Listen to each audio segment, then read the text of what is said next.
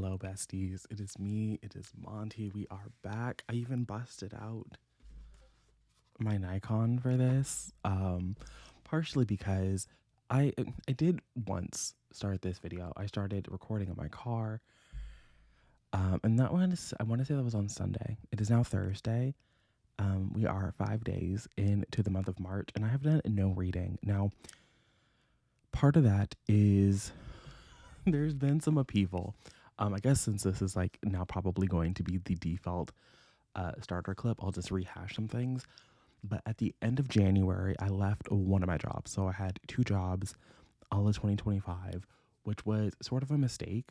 At the very end of 2024, I applied to work at a restaurant and I did an interview, I want to say in 2024. Might have done a second interview in 2025 and I landed that job. And I was like, hooray, I can leave the Hell Hotel. And then because it was like an opening of a restaurant, there was a lot of like time at the very beginning of the year. So like January and February where I would have been homeless if I had taken, if I had left the Hell Hotel. And so I was sticking around the Hell Hotel and I was like, I'm really happy I hadn't put in notice yet because I would have died. And then it got to a point where I was really appreciating having two paychecks. And I was like, well, I might as well stick around for the long haul. And then there was just a series of events that was like, oh, yeah, you did want to leave this place. Like you were trying to quit the Hell Hotel and now you have talked yourself into being here for like another year. And so I finally left in January. And that was cute. It was very fun. But again, I desperately missed the two paycheck situation. And so in February, I started putting in job applications to other places and I did land another job. But in between the leaving one job, daily vlogging for the patrons, which we're going to get into a little bit of like a mini wrap up because I did one reading vlog in January and that was pretty much everything that I read in January with the exception of Half His Age, which we're going to talk about here in a minute.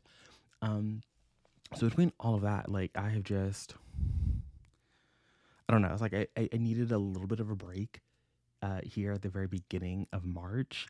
And as has been the case, I want to say since 2023, maybe even as far back as like 2022 when I was still working at the frat house, like me and reading, I guess maybe even since I moved to Kansas entirely, I don't know. Like there was just a time when reading was an activity I did at home to reading became a thing that I did outside the home to it's just like when I come home, like the last thing I want to do is read a book. And so it's been really hard for me to find a reading habit that really works for me, that feels good, to be honest with you, because reading is not the only thing that I enjoy doing. And so it's like when I come home, I just want to like do nothing. Reading is a very active activity, if that makes any sense. So I'm still working on that. That has been a work in progress. I'm pretty sure I talked about that last January when I did the January reset vlog. So I'm still trying to figure out what works for me, particularly now that, because when I was also at the hotel, like is it the one good thing? I don't know. There's probably more than one good thing, but one of the good things that happened there was it was like a team of one essentially for a lot of the shifts that I had. And so I was really able to just kind of like, block out the world and finish entire books at work. So it was like I was doing my job and I was finishing books. And so it was like, haha, look at me, two birds, one stone. And that's not really a thing that I can do at the restaurant. And I don't think it's going to be a thing that I can do at my new job, even though it feels like it could be the kind of thing I should be able to. I doubt that I will be. And so it's kind of like, I don't know what I'm going to do. So that's again, like me trying to figure out like what is going to be the reading habit that works for me personally. So what we're going to do is, like I said, we're going to do the quick, it's not really a wrap up, but we're going to talk about some things. I'm going to push out some books that I do want people to read, vague thoughts on books that I have vague thoughts on. And then and then we're going to touch on some bookish news that happened in the past couple of days as of, real life. By Sunday, it's going to be old news, but it's new news to Monty, so we're going to talk about it. So Half His Age by Jennette McCurdy. This was the book that my patrons voted on. So if you want my like in real time thoughts, I think there are like 2 updates in that vlog. I read that for them. I did not like that book. I did not read I'm Glad My Mom Died. I just, saw the praise and I seen a lot of press, I guess would be the word, like the marketing for Half His Age. And I think that Kenya from Lily Reads, but I'm pretty sure this is on their Patreon when they were talking about this back when the book was announced. She was like, "This is like who needs this book? Like this book already kind of exists. Like this isn't like new um, ground in the literary space." And when I read Jeanette McCurdy's book, when I read Half His Age, I had to agree. Like even at that time that the book had just been announced, it wasn't like Kenya had like read the book. This book offered literally nothing to the landscape of this kind of fiction, and it just felt very childish. Like I'm sorry, it felt very stunted. It felt very like I think it was in the episode of Call Her Daddy that Jeanette McCurdy was on, where she was talking about this book. She talked, or it was some press for the book. She talked about how when she's writing books, she doesn't like to include words that she doesn't know, or that she wouldn't use in her regular life. She wants her text to be approachable, which I think is a perfectly valiant thing to strive for as an author. I don't think everything needs to be very high minded or overly literary, which was a kind of an issue I guess I had with one of the books that I read in February, but we'll get to that eventually. But it just came across as very, again, stunted, very immature. It didn't really offer anything. Waldo as a character felt very flat. A lot of the things that Waldo was doing doesn't necessarily make sense to me. I didn't understand why we were in Alaska. I didn't understand the little like the shopping compulsion that Waldo had, the way that she went after this teacher, the way that this teacher was going after her, the sort of ultimate conclusion to their time spent together was strange and weird and absurd. And I think that some of those things are a byproduct of the kind of text that she's writing, that kind of a story. But it's also just like, what was the point? Like, there didn't seem to be a point. If you're writing a story about a 17-year-old character, pursuing their English teacher and the English teacher pursuing their 17-year-old student, it feels like there should be something that you, the author, has something to say. But it felt as though Jet McCurdy had nothing to say. She didn't have anything that she wanted to comment on other than to just depict this kind of a thing happening. And so it's like, you want to do this, you are moving away from the area of memoir into literary fiction, which again, of all the genres, to have nothing to say, I think that it's the most offensive in literary fiction, because I feel like that's kind of the whole point at this point of the genre, is to offer something to the world, to spark a conversation. And when you finish Half His Age, I don't really think there is any, and I don't, to say there's no intelligent conversation that you could have feels very demeaning maybe, but it is the truth. Like, there doesn't really seem to be any kind of intellectual conversation you could have with Jeanette McCurdy about the book, with any other reader of the book about the book. The text is just kind of limp and pliant and there, in a way that even the sloppiest of drivel from the depths of Kindle Unlimited, um, there's more to say there. Like, for all there is about the silver elites of the world, or I read some book last year. Was it Shield and Sparrow? I don't know. Sparrow's in the name of the book. I read was it Claire Legrand? Some like Crown of Ivy or some bullshit. All of those, horrid as they might have, not silver elite, not too much. One of my guilty pleasures of the last year, but the Sparrow and the Claire Legrand, whoever wrote that drivel, even there's like, okay, there's something we could really engage with, the bad ideas that you had. But with Jen McCurdy, it was just kind of like, you gave me all, and the book's not even long. That's the other thing. I think it was like a 4-hour audiobook. So it's like, or at least at the speed that I was listening to it, it wound up being around 4 hours. So it's kind of like, it's not very long, and in the brevity, there was nothing there. There was no substance. It just kind of existed, and it wasn't even in conversation with, again, other works of this kind. It wasn't in conversation with, what was it, Vladimir, that came out a couple years ago. It was not in conversation with My Dark Vanessa, or what's his name, Mr. Douglas Stewart, Shuggy Bane. It's not in conversation with Shuggy Bane, but I think it would be more in common with Young Mungo, or fucking Lolita. Like, I haven't read any of those, most of those books. I haven't read Lolita. I haven't read Margaret Vanessa. I haven't read, I did read Vladimir, unfortunately, but just like all those other books, all those other works have something to say. They're offering something. Bad as much as I might have hated Young Mungo Again, I think that Young Mungo really prided itself on like showcasing like, I don't know, poor Scots people, and maybe the poor Scottish are really an under, valued part of the literary canon. I don't know, but broke white people being broke wasn't really revolutionary to me. But again, when I take that aside, like I think that's really what a lot of the championing of that book was about.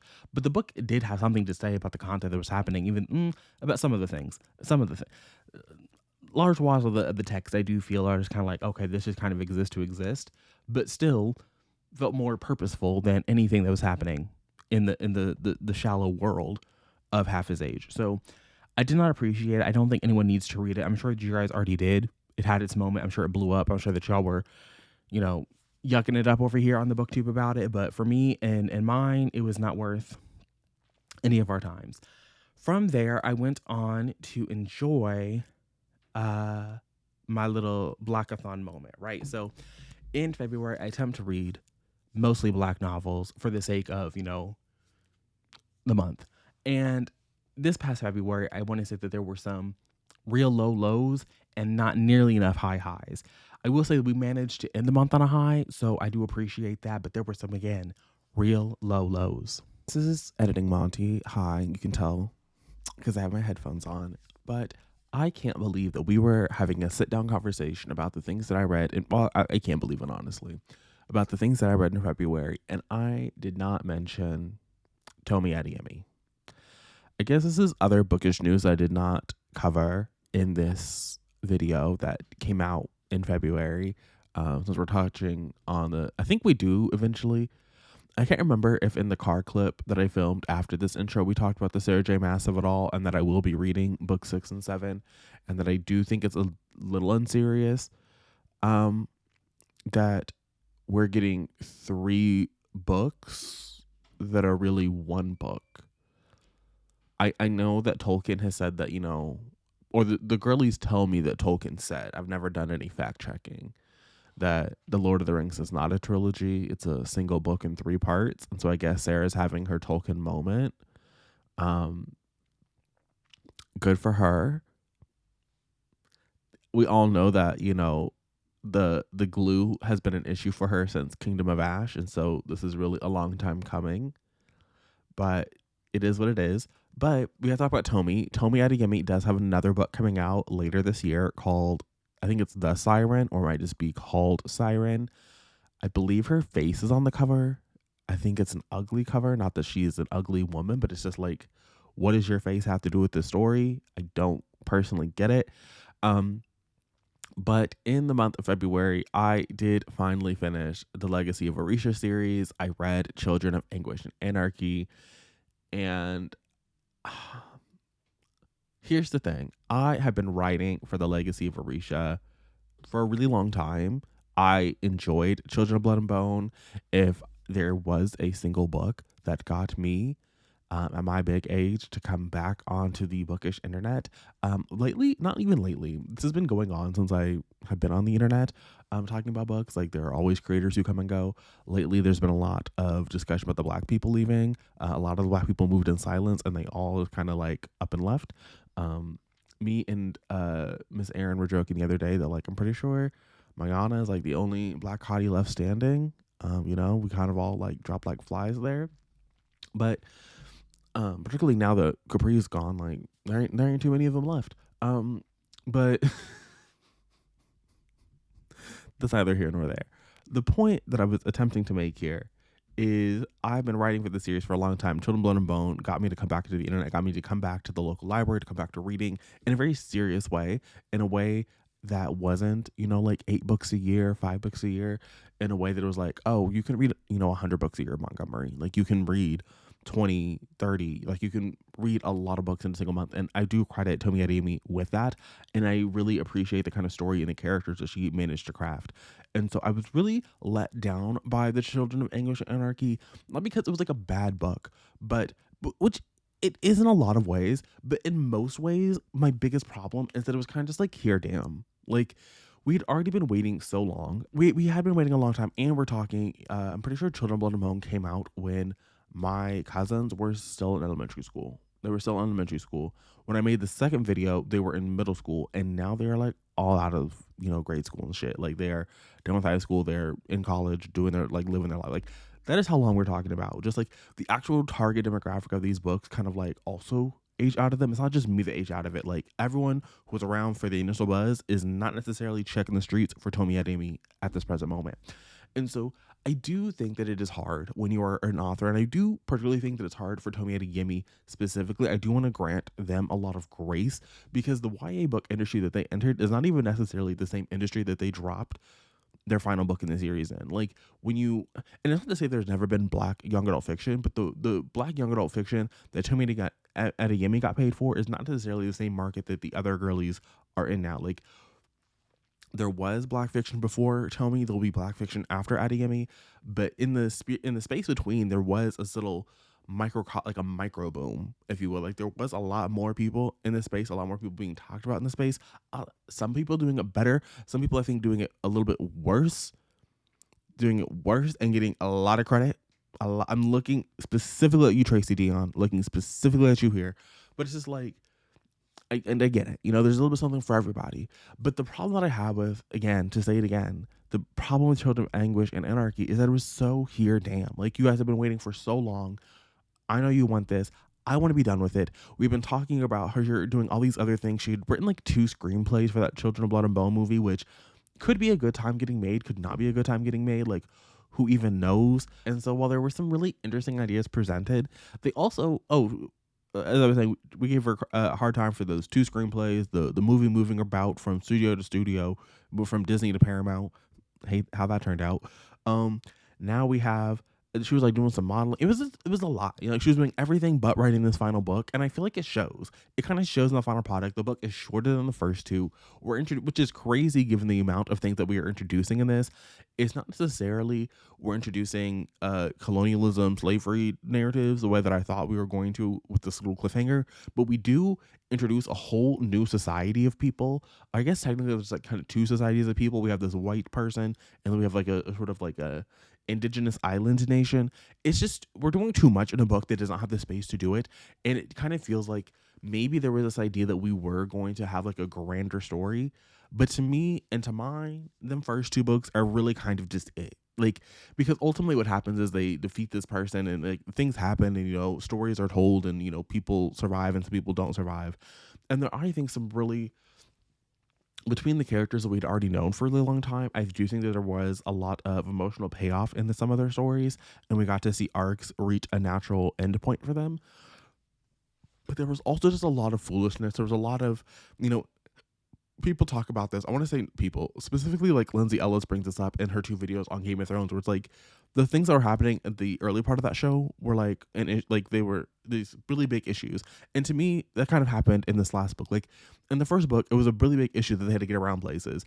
And then in this third book, it's like we are literally zooming all over the world, like literally all over the world. People are getting enhancements to their powers. Like people are really doing a lot of shit, right? Like there's some really, I think, there's some really moving imagery in this final book, but none of it can land because we're introducing this entirely new problem we have to face. We're introducing the problem and fixing the problem all in one book. And it's just like the last big problem that we had, we took 2 books to get through. And so this one, it doesn't feel narratively fulfilling. It just doesn't. But at the same time, like, can I blame the woman when I do know that people were in the comment section were harassing her? I mean, before they stopped paying attention to her, like that was the first thing. Like people harass, and then they have apathy, and then they just kind of forget about you. Like, and that's kind of the cycle that this went through. And so it's like, I do know that you probably put up with a lot of people, when you're really happy talking about, oh, I'm, working on getting this movie made, or I'm really happy going to this function, doing this with my career.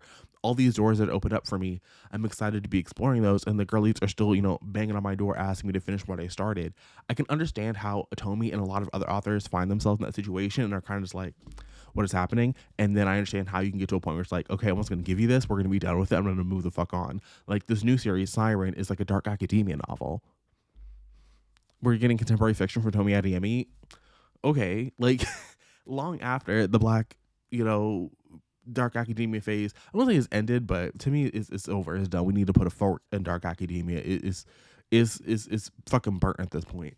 But All that is to say that I did read another book. I did not talk about that book, mainly because I don't think there's not really anything to talk about. The things surrounding the book are more interesting than the book itself, because the book itself was here, damn. Like, you wanted it, here it is. This is the story you're getting.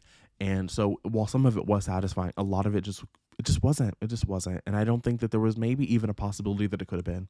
So to start off the month, I decided to wrap up the Skyline series with Can't Get Enough by Kennedy Ryan. Now, in my mind, and I think I was told that this was the case, this was a pick for the Lily Reads Book Club last year. I still have yet to go back and watch their live show discussion on it because I just didn't like this book. I thought that Hendrix and her romance with whatever his name was, what it wasn't even that it was deeply unserious. It was that I thought that Hendrix as a caretaker was horrid. So in this era of Kennedy Ryan's life, she, like so many of her, not romantasy, but her romance contemporaries, are moving into a time where they are just giving the character, the heroes, the heroines, some really sad life things that they're dealing with. So in this, the book opens up and we know that Hendrix is taking care of her mother who is suffering with some dementia. Um, and I use take care very loosely because I think that she is actually reckless and puts her mother's life in danger for no reason. So we know we learn at the very beginning of the book that her plan for taking care of her mother was that her mother's elderly neighbor, was looking after her. She's not in contact with this elderly neighbor. She's not really in contact with anybody in the community where her mother lives, it seems, because Hendrix still lives in Atlanta and her mother lives in North Carolina. The elderly neighbor has a heart attack and has been dead for an entire week before Hendrix even realizes anything is up, because her mother is getting arrested at the bakery that she used to own in the middle of not a psychotic episode, but in the middle of a dementia episode, right? So then her new plan becomes that her elderly aunt, who is older than her mother, is now going to come and live with her mother because she doesn't want to put her mother in a care home. And it's like, at this point, I'm sorry. Like, I really appreciate that you want to do that to your mother, but it's clearly progressed to that point because you won't move to North Carolina. You won't move your mother to Atlanta. How was this plan any different than the last plan? Because you're not connected. Like, I mean, I guess it's your aunt, so in theory, if you didn't hear from your aunt for a week, you might get suspicious in a way that she wasn't when the elderly neighbor didn't reach out for a week. But your aunt could also just randomly die one day. But whatever. Then we get into her meeting this love interest at a party. He is a black billionaire, and he and Hendrix are flirting the entire night, despite the fact. I mean, to be fair, the black billionaire is single, but Hendrix does not know that when they are flirting. In fact, she thinks that he is still dating the supermodel who is her current business partner. Deeply, deeply unserious. The book also does a thing like so many other romance books where we get hot and heavy around 50% and there's really nowhere else for the story to go. She continues, I think, to poorly take care of her mother. This love interest continues to be bland and unexciting. And I was just really happy for it to all be over. Eventually, everything works out in the end because it's a romance and that's what things do. But I didn't care. I didn't care. There was a lot of, I think, very silly, very petty, very why are we here moments in the story, and none of it I thought was worth anybody's time. From this, I took a shot in the dark and I decided to pick up Zeal by Morgan Jerkins. A couple of years ago, I want to say it was in 2022, might have been 2023, I read, again, Kenya's, her favorite books from the previous year. So whatever year I did the video, it was the last year's 5-star reads. And one of those books was a book called Call Baby by Morgan Jerkins.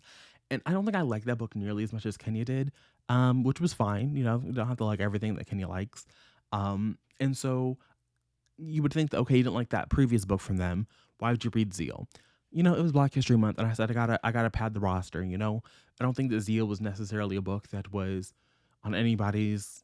I don't want to say on anybody's radar because I got it off an internet list of like black books, so it was on somebody's radar. Just wasn't mine. I don't think it was the kind of book that I think I would have typically gravitated towards. Maybe this is a story. It's an intergenerational story. It's set after the Civil War, where we are following these two lovers who made a promise to reunite after the war as their lives go on. And at the very beginning of the book, we are in 2019. We're at this, I think it's an engagement party to this couple.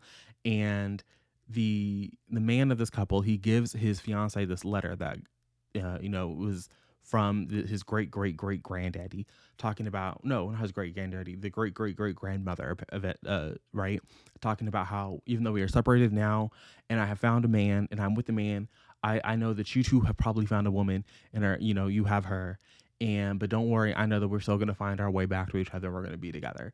And so it's the story of these of these two people who again were separated, the families they form, the friendships that they have, and really at the end of the day, it's sort of it's more of a novel about women and the bonds that women have and how those bonds can be tested and how they can be strained and how you might be like somebody that you might not even have known. Like you might not have had that connection, but you still wind up walking very similar paths to this other person.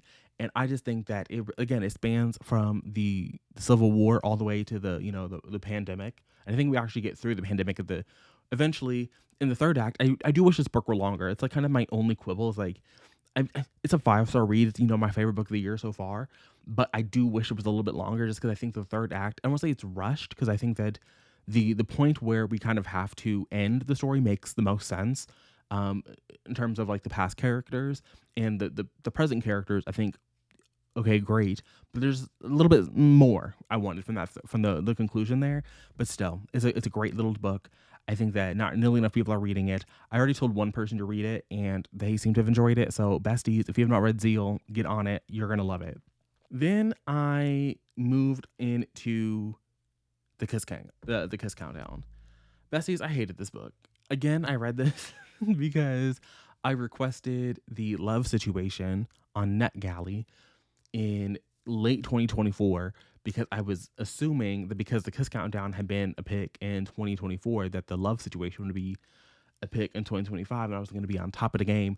I didn't do a single Lily Reads book club last year. I don't think I was present or accounted for any of them. But again, in 2024, because I'd been such a good book club participant, I was like, oh yes, I'm going to be on it.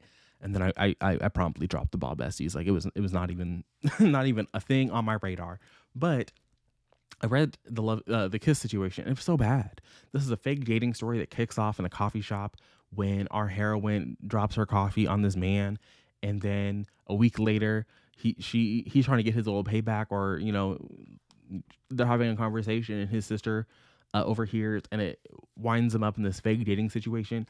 And I I've been hesitant to say that I'm done with fake dating, but besties, we gotta hang it up. We gotta hang fake dating up. It was so deeply unserious. At a certain point in the story, the heroine takes it upon herself to fake engage to this man after he's like, "Yeah, I'm gonna let you out of it," and it's just it's too much. She's moving in with this man that she doesn't know. She's talking about, "Oh, he couldn't possibly kick you out of your bedroom," and then she kicks him out of his bedroom. Like it is just like it is every kind of trope, every kind of it plays out the exact way that you think it's gonna play out. There's no twists, there's no turns, there's no surprises, there's nothing. It's nothing. I mean, it's not slop, but it might as it's so boring. Like at a girl, what were we doing? What were we thinking? Was not for me. Then I decided against my better judgment. Like, this is when I knew fucked up. Okay, because we were at this point, I think a week. No, we were 2 weeks into the month. We were halfway through the month, and I said, "Let me read." I think it's because I was trying not to watch Sinners again, but I was like, "Let me read Haley Denning's book, this Ravenous Fate." I want to say, I will say that if you go on the Patreon and you pay your $6 and you watch those vlogs, I don't want to say that I am mean, but I do tell her to shut up because I just think that Haley Dennings, the writing was not for me. It was very verbose. It was a lot of adjectives. It was descriptive in a way that I personally did not enjoy. And then it got to a point where I can't admit that I was maybe being a little nitpicky, but besties, the world in that book, it doesn't make sense to me. I'm sorry. I'm sorry. It's a world where vampires they're not I think they're called like raveners or reapers, fucking vampires, right? But they have a new name and they seem to be known. They're definitely a little bit hunted.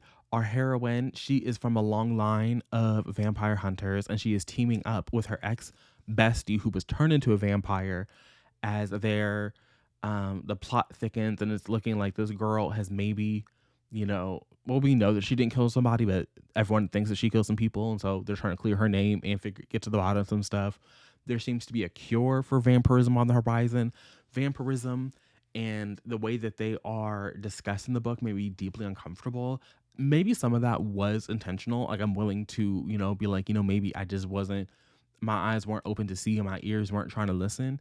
But it felt very, there was something, I don't want to say it's anti-black. I don't want to say, I don't want to say, I mean, I did in the Patreon videos, but maybe that was again me being uncharitable. But there's just a way that the blackness is described in that book, juxtaposed against vampires, juxtaposed against a real racialized history that we know exists. Like we know that there was a civil war because that's mentioned in the prologue. We know that the Civil War was fought for the same kind of reason that it was fought for right now, and we do understand logically that the vampirism was not necessarily as big an issue prior to the events of the story that we're in. Like we kind of understand that right now is kind of like the heyday of the vampire. Like it's become a much more pressing issue in recent times as composed to during the Civil War.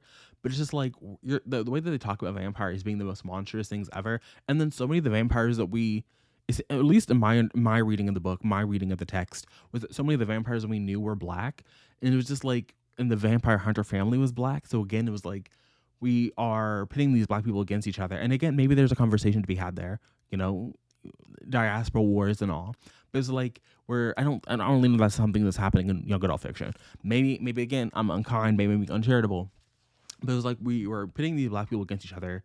We're talking about they're the most, you know, horrendous, most gruesome, most disgusting creatures on the face of the planet. Like humans could never. But it's like we know that your world exists alongside human chattel slavery, wherein they were literally eating people. Like they were eating humans in the American South. Now, was everybody in the American South eating humans? No. But it happened. Like we were doing cannibalism just for funsies. Whipping people in public just for funsies. Giving birth in fields, whipping people as they continue to like pick indigo and sugarcane and cotton, putting them out in the rice field. Like in a vampire is the most great. It was a disconnect for me. It was I just couldn't get behind so much of the descriptions in the book because I just kept going back to like, but they're not like. Like I could not fall for the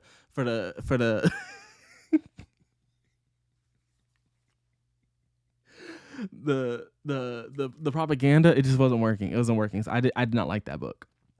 Then I said, let me pivot, let me move. And I also will say that I did not go into that book expecting to enjoy it. So again, who knows? But I said, I got to get back up. I got to get back up. I refuse to be down. So I said, let me go to Stacey Abrams, because it was when I was researching, you know, black books, I was like, oh, the third book in the Avery Keene series came out and I have enjoyed While Justice Sleeps and Rogue Justice. So the third book in the series is called Coded Justice. And this, we are following Avery Keene as she is brought in by this AI startup.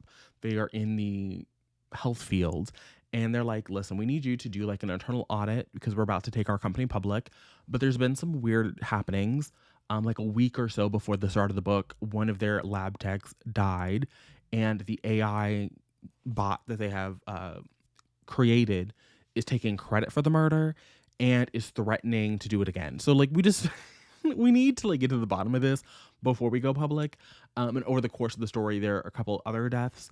It's billed as a thriller. I do not think this is a thriller. I think if you go into this expecting it to have the sort of propulsive clip of a thriller, you will be let down. But I think that of the three, it is probably, I definitely enjoyed this more than Rogue Justice, but I don't know if I enjoyed it as much as While Justice Sleeps. Like, I do think that it's interesting to see how the stakes continue to be raised around Avery Keene, but they're not necessarily tied into one another necessarily. So you could, in theory, read these as standalones. Then I decided to read History Lessons, which I believe is a debut.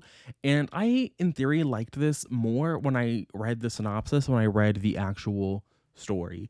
I went into this thinking this was the story of a professor who was going to get murdered, and his colleague was going to have to get to the bottom of who did it. And it really turned into a story of sexual assault and university cover-ups. And I don't necessarily know that I liked that. I think it makes sense. I think by the time you get to the end of the book, everything is tied together in a really nice way. And I think that it does present a character that I would enjoy following again in the future. But I did not expect to be a university cover-up, sexual assault, you know, grooming kind of a story. And so when that's what the story was, I was like, oh.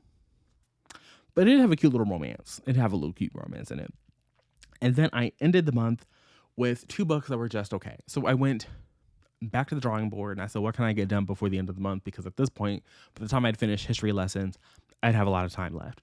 So I went and I read Nia Sue's memoir, The Black Girl from Dance Moms. By the end of the memoir, I was kind of like, I don't know why we needed a memoir for this. Like, I'm happy that she was able to tell her story on her time, but it did not really seem as though she was really, because she talked about how she didn't want to go to the reunion because, again, she wanted to tell her story on her time. But a lot of what this felt, it was just an Instagram caption. Like, there was more to her story than I maybe was aware of, but I don't really even know that if she and I don't really know if she's ever got to a place where she and Abby Lee Miller were, if she really hates Abby Lee Miller as much as she should hate Abby Lee Miller. I guess that's kind of where I got by the end of the story. And then the last book I read was an actual thriller, and that was The House Guests by Amber and Danielle Brown. Amber and Danielle reached out to me many, many, many years ago at this point. I want to say it was all the way back in 2020 when they had their debut coming out. Somebody had to do it. And I missed the DM, but I read it and I had a really good time. And ever since then, I have, checked in on them over the years. So I read their follow-up book, Pretty Little Lives, last year. And I think I also read Zetas Till the End last year. And those were fun little romps. The House Guests is your classic, like, gaslighting, can we believe the main character? It almost felt like I was going to read a story where the girlies were, like, clearly pranking her to, like, commit ritual human sacrifice or something. That's not necessarily where the story goes, but we do see her as she is kind of gaslit at this house in the woods while she and her boyfriend go through their, relationship drama. The friend group all does not like her. If she was not, there are other black characters in the cast, but again, it felt almost like she was the only black girl and she was getting, I don't know, fucking punked. Like, she was getting, like, Ashton Kutcher was gonna pop out, be like, haha, haha. But this is, like, again, you're much more standard. Somebody's killing people, somebody's gaslighting our main character into thinking that she is not seeing what she is actually seeing, and the lengths that people are going around her. I do think that the motivation is a little unserious. The motivation of the eventual killer is just like that. That's why you were doing all this. Like, you were doing all this for that.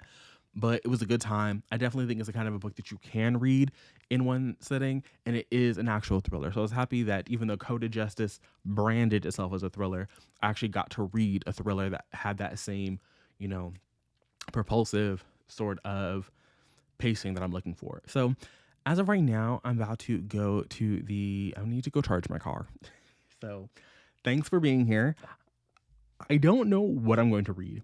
In theory, I'm going to pick one of my arcs. If I was smart, I would pick it now. Let me just scroll through my Kindle app here. Let me see what I have. I have Die For Me by the good Dr. Shirlene. That could be fun. I have Trope Sick. That could be fun as well. I have Ungodly Rich by Catherine McGee. That could be fun. I have Little Movements. I want to say it's like a dance coach story situation. It'll probably be one of those. Those are kind of what I'm leaning towards. So it'll be one of those, and I'll talk about it here in a little bit when I get back from charging my car. But thanks for being here as I do my little wrap up, and hopefully I can get through at least two things. I have work tomorrow on Friday, but then I have Saturday and Sunday off. Technically, I do have orientation tomorrow night, or like tomorrow afternoon into tomorrow night. And then in theory, I guess I could find out that I'll work Saturday and Sunday, but as of right now, I'm not planning on working Saturday, Sunday. And so I think I should be able to at least finish two books before I need to get this up on Sunday evening. So thanks for being here. I'll check in with you guys when I have thoughts and opinions on a book that I'm reading. But, until then. Oh my God, this is so bad. Like, this is so bad. But I guess this is also, like, the point of vlogging is to, like, not always be at your best. But it is technically now the next day. It's Friday, so happy Friday to the besties. You might hear wind because I do have my windows cracked a little bit here. But the reason I'm coming to you from the inside of my car late in the night is because I am currently parked at the charger, because I do not have one at my apartment complex. So I'm here charging, getting a little free electricity so I can get to work in the morning. I could have got to work anyway, but I'm also doing some reading. I have my Kindle here propped up against my steering wheel, and I did decide to go with Trope Sick by Lauren Oki, even though in February I did kind of swear off romance just because I was reading so much bad romance that I was like, I don't know if I can do this. I don't know if I should if I should read the romance. And I saw Trope Sick going around maybe in December. Maybe that's when I saw it going around. And I was like, you know what? This sounds like a book that Monty will enjoy. Let me go ahead and grab it. Besties, I made a mistake. I know I was just shouting out the publicist at Avon, but Bestie, if you're watching this, I really wish you would have forgotten that I existed. I really wish. One, I wish that y'all would have forgotten that I existed. And two, I wish I hadn't fallen for the marketing. Because the marketing got me. It 100% got me. I was fully under the impression that I was going to eat this book up. And besties, I am 39% in. I've read all 39% over the past, I don't know, hour or so, I think is when I started reading. That might be generous. I just think this book is entirely shallow. These characters, Tyler and Katie, who gives two rat's asses about these people? Lauren Oki wants you to be invested in them and this like mysterious situation that happened about a decade before the start of the book when they were in their teen-ish years, like late teens, I think. I think they're supposed to be like 25 to 27. I think there's like a slight age gap there. So again, like when they're 15, 16, 17 years old. And I just don't care about that. I don't care about their teenage selves, even though, again, like that's supposed to really impact them. I don't care as much in the execution. The basic setup is Katie has been ghostwriting for this woman, Meredith, and she is a highly successful romance author. Okay, I had to close the windows just because it really wasn't that windy, and then I started recording, and I was like, that's probably gonna sound annoying. So Katie has been doing this.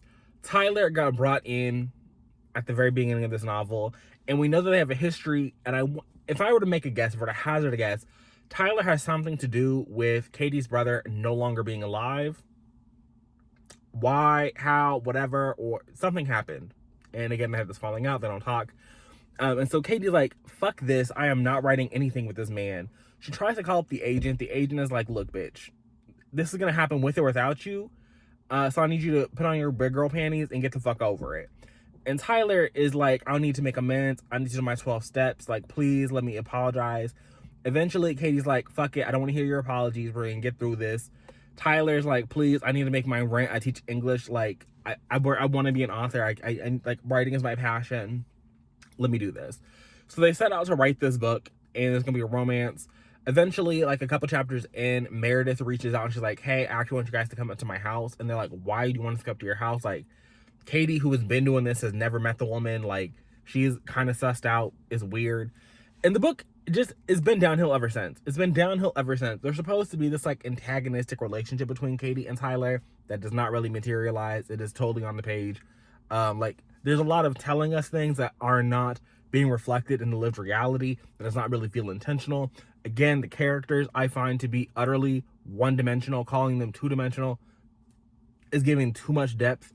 Is honestly crazy. It's great. Like, I feel crazy reading this book. It's to the point that when I was at 33%, I was like, is this book bad or is it just Monty? Let me go on over to Goodreads. And I was met by 5-star after 5-star after 5-star after 4-star after 5-star after 4-star read, like, ratings.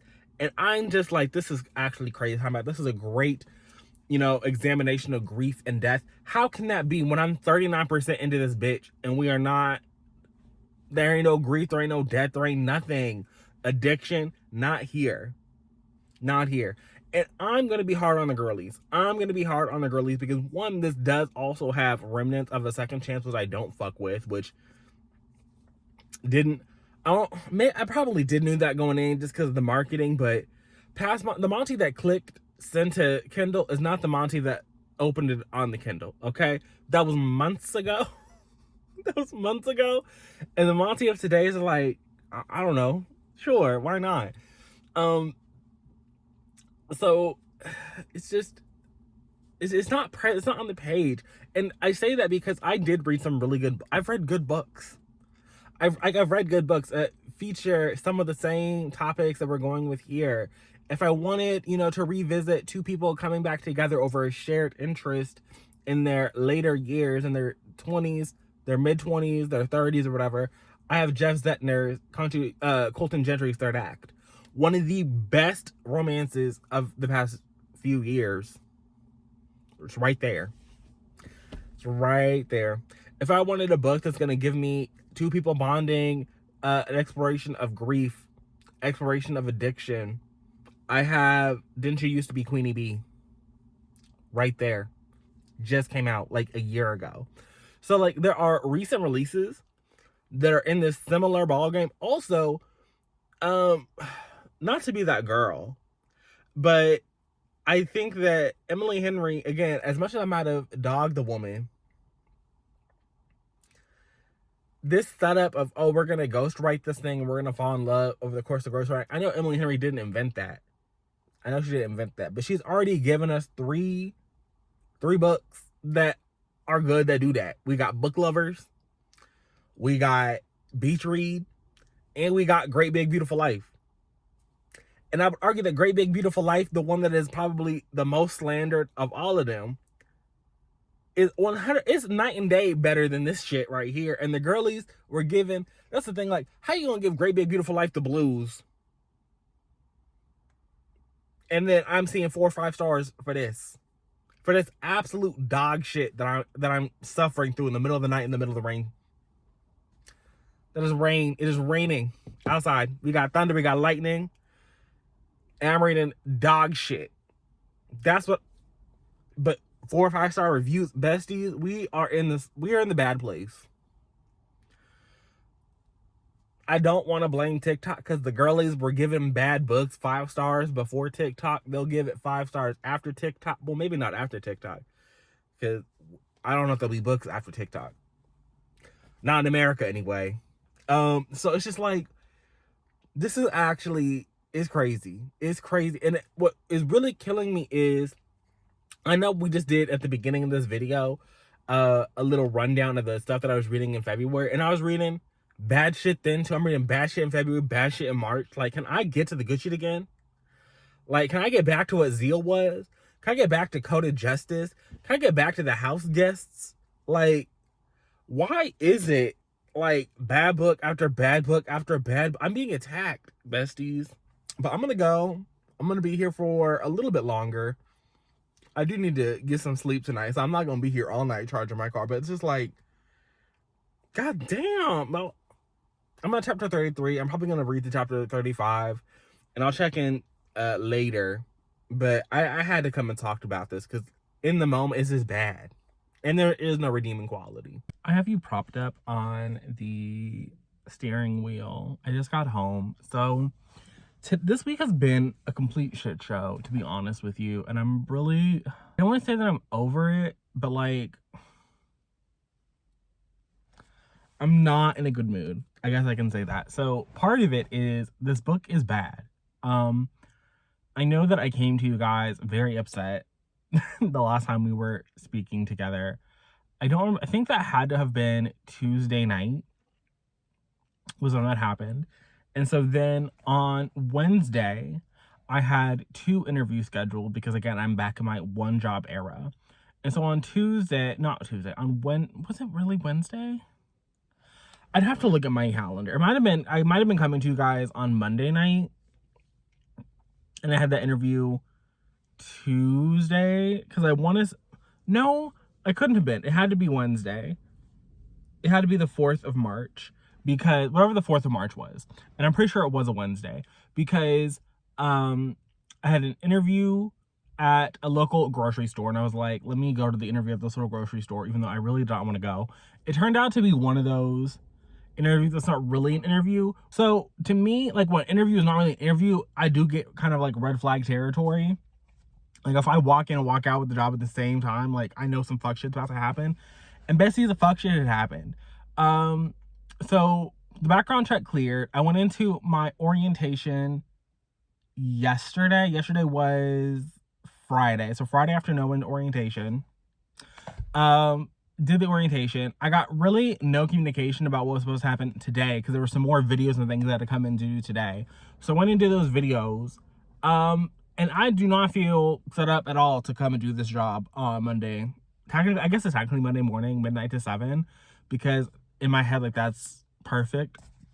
I don't really know if that's going to be the case, but I already know that I'm over it. I'm over it. The book isn't helping. I did read a little bit of this book yesterday before I went into work at the restaurant. I sat in the car for a little bit and I read. So now I'm like 60% in. And I know that Tyler is a drug addict. He was like smoking weed, which, come on now, let's be a little bit serious. But he was smoking weed and he got into an accident. And that's when Katie, the female love interest, her brother like fucked up his arm, and so he was not able to do professional sports ball. And it seems as though he's gonna get addicted to some kind of painkiller that he got from work, from his little surgery, and then he's gonna ultimately die. But here's the thing: like, these two characters are already like, they're doing everything but fucking, because Tyler is a person who's like, oh, I can't fuck because if I fuck you, then I'm never want to talk to you again, and I really want to be able to talk to you. But it's like, we have to flash back to the very beginning. And even though these chapters are like 2-3 pages long, they spent like 2-ish solid chapters wanting nothing to do with each other, because again, her entire family blames him for the death of their loved one. And this is also a family that I think it also does this thing where not only this boyfriend's best brother's best friend situation, but Tyler, his mother was kind of absentee because his father abandoned them. And so then she was like working extra jobs, but she was also like maybe potentially entertaining male suitors. And so he like unofficially moved in with Katie and her family. First, it was like a short thing, and then it just got progressively longer.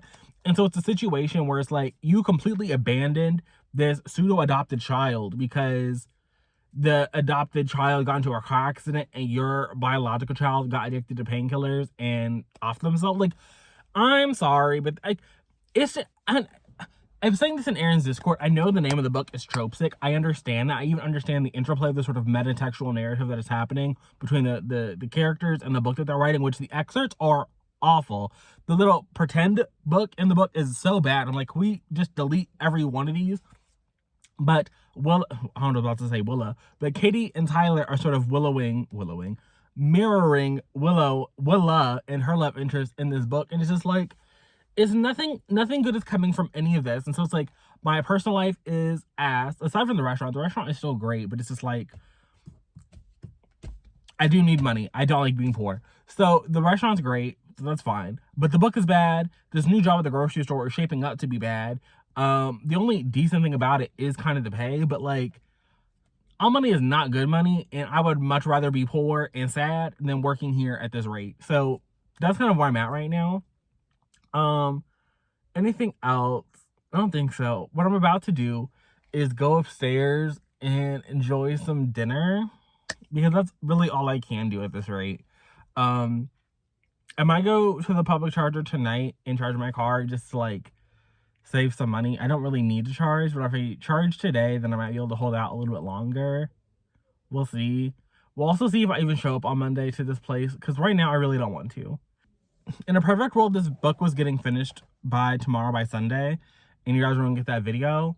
We'll see if that happens before I have to leave to go into work. So, fingers crossed, besties. Oh, how was your trope stick?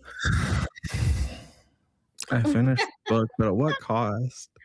At what cost? Let me double check when this book comes out, because I know it's not out yet. Mm. This book is out on. I gotta reopen Goodreads. I was so happy to close that website. March 17th, perhaps? Maybe. It sounds about right. Let's see here. It's loading up. It is out on June 26th. No, June 16th. I can't read. June 16th. Do not spend your hard-earned money trying to read this thinking. And what really kills me is that like the Goodreads girlies are like, yeah, this is such a beautiful exploration of grief. Is it? It really isn't. Like, her dead brother might as well not even be like, they might as well not even included that man. Like, it is he should have been included. And then what really I saw somebody, I think it was when I finally got to the 2-star review, this person was like, the third act is so stupid, and this person is correct. So they start fucking, at I like mean, so stupid given how stupid the rest of it is. Like, what do you? so they start kind of dating at 50%, even though the book opens up with Katie wanting nothing to do with this man because her whole family hates him because again, this man allegedly got her brother killed. Although at that point, we don't really know what happened. We just know that something happened and that her Mm-hmm. brother is no longer with them. And so at the very beginning, that's what happens. Then around 50% mark, they're dating. And then at around 60% mark, they can't have sex because he is a whore. And after he fucks a woman, he wants nothing to do with them. He gets physically sick and Oh. and is repulsed at the idea of being around them. Mm. And so they don't sleep together. And then eventually at like the 70-80% mark, they start fucking each other. And it's like, okay, I guess he kind of got over that. Or Mm-hmm. she just desperately needed to be filled. There were some I really did. I just I no, she was saying that she needed to be filled.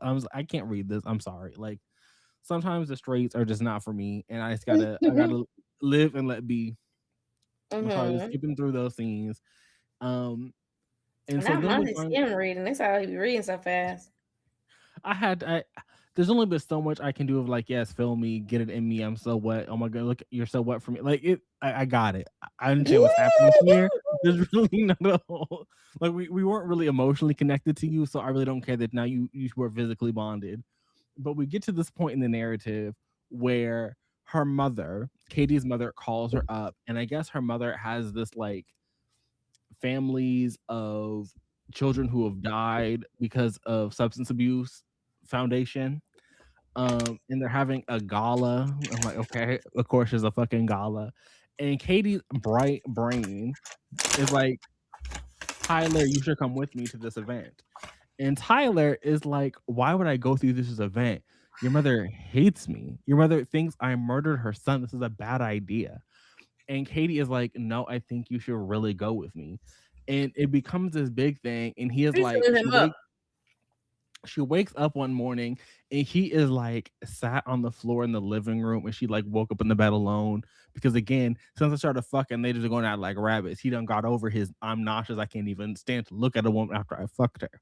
And so she wakes up, she goes out to the living room and she's like, what is going on? And he's like, I think we gotta end this. Like I'm ruining your life. Like I just can't do this to you. You deserve so much more than me. Like I am just a recovering addict myself, and you deserve the world, Katie. You should stop dimming your light to be with me. You are hiding your light under a bushel. You need to let it shine. And so then they get into this big blow up and they have a big argument, and she goes off on her merry way, and he goes off on his merry way. And there's some more flashbacks to the dead brother dying and checking himself out of rehab and shooting up one last time. And it's it's silly. I'm like, man, we're too far into the story for you to think I'm gonna care about this. I don't give two shits. And that's when I really thought the story could like it was gonna be as bad as it could possibly be because what else can happen besides he's gonna realize the error of his ways and go grovel, and she is gonna be a sad sack and let him back in. was, I was right, but I was also wrong. So then we also get, as part of this little setup, He gonna kill her in a car accident, but he's not gonna be high. And the parents like, you killed both of our kids. I wish. So as part of this setup, they have been ghostwriting for this. It's giving like a romance James Patterson. So she lives in this. Nora Roberts. Well, I feel like Nora Roberts be writing her own shit. She don't got ghostwriters, or she don't got ghostwriter allegations, even though she be putting out books every 2 weeks. So I guess maybe it's like a Danielle Steele situation. And so they've been working for this lady, and they've been low key like living in her giant palatial house out there on the Cape or wherever. And so Tyler is talking with her. Her name is Meredith, and Tyler and Meredith get this kind of happens a little bit later. I'm gonna tell you this part first because I think this part is actually the craziest part. So Tyler and Meredith get to talking, and they've kind of formed a little bit of a bond because Meredith agent reached out to Tyler and was like, I'm gonna get you a book deal, but you gotta work with you gotta ghostwrite this for me first.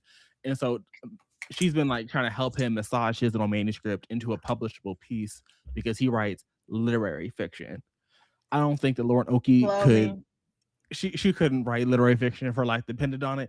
So I'm really happy you don't get excerpts of his little sad contemporary and his literary fiction is really just a memoir repackaged as fiction. So it's really it ain't given because I seen his life and his life ain't worthy of being nobody's literary fiction. I mean, it's sad, but like, be serious. So we find out that Meredith was fucking Tyler's daddy. And so Tyler starts yelling at Meredith, talking about you're a liar. My daddy was a whore, like I'm a whore. He was fucking everybody and their mother, but he was not fucking you. And she was like, well, he might have been fucking women before me, and he might have fucked women after me, but we were soulmates. He was the one that got away. And I couldn't open my eyes to see it at the time. And I got so scared and I went back to my husband to make him jealous. And I wound up getting knocked up, and it was the worst thing that ever happened to me. And I was just like, man, be serious. Like, stand up and fight back. So it was like, okay, so that's happening over there. Then we also learn that Tyler, many moons ago, like 11 or like, I guess actually it was like 8 years ago. 8 years ago, he and Katie were like, her brother Michael had just kind of passed away. Things were still a little bit rough. He was still working on his own little sobriety issues. He was going through the 12 steps in AA, and he was sneaking up into her room every night, even though at that point he was like 19 and she was 17 or something. So it's a little bit weird, but also like they grew up in the same house together. So it's like I kind of get it, but like is a little everything about this is weird, but okay. But they bury her brother, and he makes all these promises that he's gonna see her and he's gonna go back up to her room later that night. Like, don't worry, bestie, I'm still gonna be there for you. We're still gonna be locked and loaded. We find out that it was her mommy, Carolyn, who got to Tyler and told him, you already murdered my son. Mind you, this is the same woman who literally had this man in her house since he was 8 years old, as we learned in the last part. Remember, they were celebrating fucking Christmas together. He had a bed in their son's room, talking about you murdered my son. Stay the fuck away from my daughter. I need you to go and break her little heart. You think I don't know that you're up in her room every night? You don't think I know that you're the town whore? I know you're the fucking town whore, and you're gonna go break my daughter's heart, and you're gonna leave my family alone, you raggedy son of a bitch. And I want to be like, man, I get it. Your son is dead, but this is like, I guess he's not a child. He's like 19, but it's like, what is happening here, man? Like, this is deeply unserious.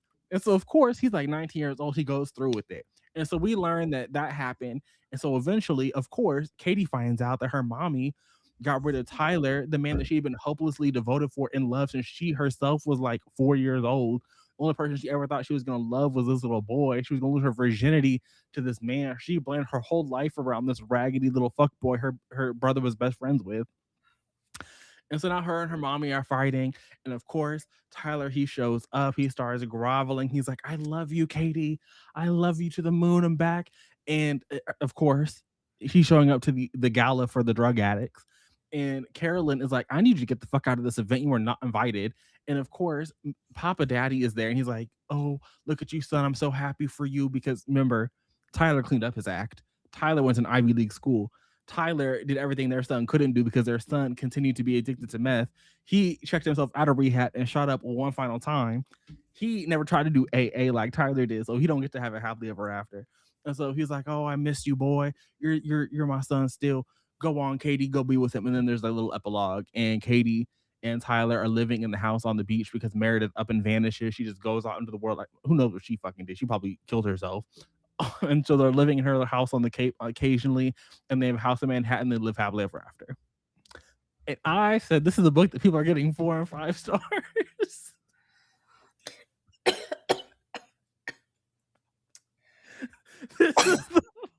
Just listening to you recount it was exhausting.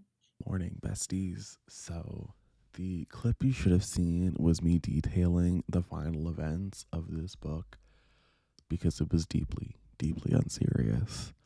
I do think that there's going to be some editing because I believe that I've been remembering how I came across this to be incorrect. I thought this was unsolicited. It was not unsolicited. So I do want to make that very clear just because I, as I was thinking back on it, I'm pretty sure it happened was I saw the cover get announced. I was like, oh, I don't really hate that cover. maybe I should now, but at the time I didn't. Um, I saw it on Instagram, and there was like a link in bio situation. It was 100% requested. I put myself through this. Do I think that the good people at the publishing house are gonna want me to talk about their content in a public setting? I don't know. Um, if I'd read this like last year or even the year before, this very likely would have just lived behind the paywall over on Patreon, and they've been like, oh well, 20 people watch that video, like who cares? And I don't think that Tropesick is really like a big ticket leading item for me to like come back and be like, ooh, yes, a weekly vlog for Monty, and he read Tropesick. Like, who gives a fuck about this book? But and I ruined it for you. This book comes out, I want to say, in June. It comes out in June. You know how it ends now. So yeah, I just wanted to I do want to clarify, just because I'm pretty sure I'm going to do some severe editing around some earlier clips, that yes, I did ask for this. No, I don't think that publicists are going to be happy about this video. And three, do not read this book. Don't read it. Please, I cannot stress to you enough.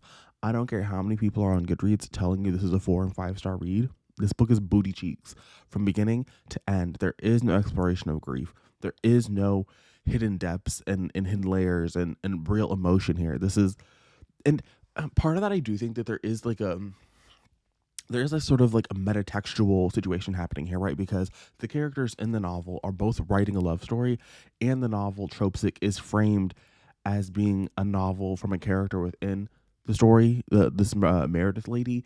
And so there is like a lot of layers happening here, which is why you can kind of be like, okay, like what is happening here? Like, what are we really like? Are we gonna dig deep and like investigate the things that are happening here and like really engage with the story on that level? Are we going to engage with these people as presented? The inspiration for the characters? Are we going to discuss them as the actual characters themselves inside the world of this book that Meredith has written? Like, there is, I think, maybe potentially some things happening here to where you can be like, you can forgive some of the silly things that happen. Like, there are some deeply, deeply unserious things that happen that aren't necessarily what ruined the enjoyment of the book for me. What ruined the enjoyment of the book for me was the fact that like you wanted to tell me that this is like, oh, this is, if you struggle with addiction and grief and all these, this, that, and the third, then, just know that you're seen and you're heard, and like I appreciate you. But I don't think within the world of the book this was actually really addressed. Like, I don't think that Mikey's addiction was really addressed. It was kind of like this hand wavy, and then in the book, I get it, the name of the book is fucking Tropesick. But the way that entire storyline played out is like deeply unserious, and just it's a bag full of fucking cliches. Like, the book itself, I think, doesn't warrant us engaging with it in a serious manner in the way that I think you might want to, because just based on the sort of metatextual situations that are happening, based on the sort of like slight, I wouldn't call it satire necessarily, but maybe it is. Maybe I'm just, uncultured. Like, I engaging with it in that way, I think just feels very disingenuous based on the level of effort that I feel that Laura Noki put in. Like, I'm sorry, like, there are times when I, as a reader, don't really mind putting in more effort than the author. And then sometimes it's like, you didn't give a fuck, why should I? Like, you didn't do the effort, why am I going to break my back? Like, I'm going to meet you where you're at. And here, I think this book is in the pits of hell. Like, the 10th circle, the ring that Dante didn't even know about, it exists now, and it's called fucking Tropesick. So this was bad from beginning to end. Do not believe the girlies who are telling you that it's a 4 and 5-star read. If you come to me and you say that, oh, Monty, but I got an early access copy and I also gave it 5 stars, I'm questioning your judgment. I just am. Like, I'm sorry. Actually, I'm not sorry. I mean, part of me wishes I had the experience that you had, but also just like, I don't know if I want to live in a world where I thought that this book was good. I don't know if I want to live in that world. So that was my experience. Thank you for being here with me. I will see you guys again soon. I can't say that I'll see you again next Sunday because I've done thrown my whole world upside down, and we'll see if I can even get to next Sunday. It's just going to be a busy week. And this week I need to vlog for the patrons. So we'll see if I'm here next Sunday. It was kind of my goal to be here next Sunday, but then, like I said, I went and flipped and turned my life upside down. So I'm going to have to go and reevaluate some life decisions. But I'll see you guys again soon-ish. But until then, and until next time, bye, besties.